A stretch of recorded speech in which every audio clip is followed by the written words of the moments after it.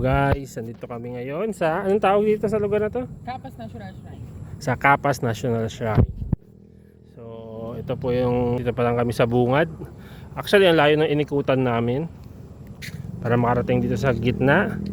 Ito po, kasama ko syempre ang aking butihing asawa.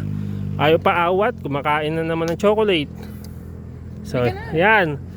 Kung nakikita nyo po yung tatsulok na yun. So hindi pa kasi marami nakaharang. Ayun. Kita nyo po yan. Ang taas no, ang tulis. Parang rocket ship. Ano mong kwento niyan, be? Dito yung dulo ng Death March. Ata. Hindi ka alam. So ang sabi niya dito daw ang dulo ng Death March. Pero tingnan natin kung ano nakasulat dun para mas maintindihan natin ano ang talagang kasaysayan ng lugar na ito. Hoy, yung daan, di puro mukha mo.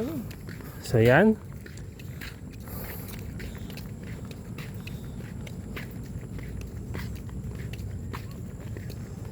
Tama, layo lang. Nakakagin na motor. Ito po ang lugar. Layo na inikutan natin bago tayo galing.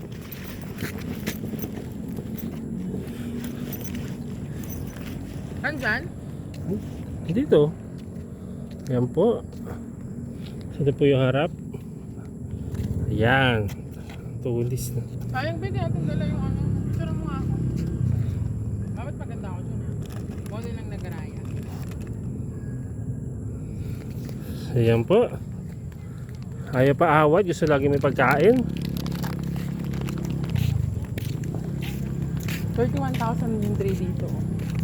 Tingnan natin ang nakasulat sa ano.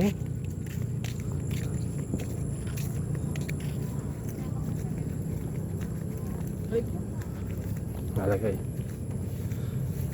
The planting of 31,000 trees is dedicated to the Filipino and American soldiers who were incarcerated and died in the concentration camp National Shrine area during the Second World War, and promote the environmental consciousness in the preservation of trees.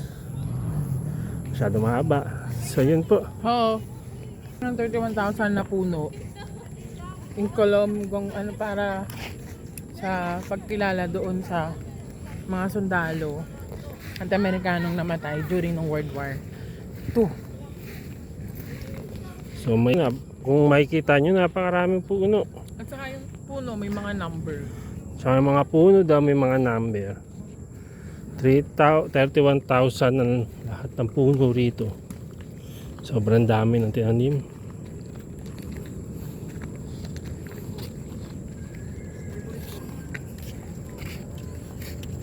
Kaya nga, dala sana yung stick day.